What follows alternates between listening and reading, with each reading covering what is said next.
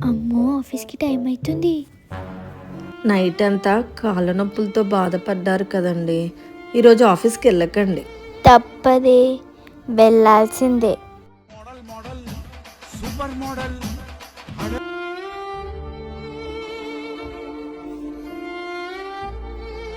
Idea.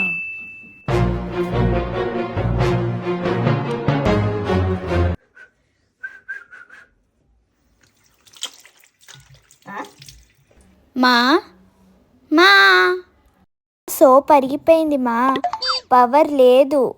కొత్త సోపు తీయు. సోప్కే నువ్వు ఇలా అంటే చెట్టంత కొడుకును పెట్టుకొని మొత్తం కుటుంబ భారాన్ని మోస్తున్న మీ నాన్న పరిస్థితి ఏంట్రా?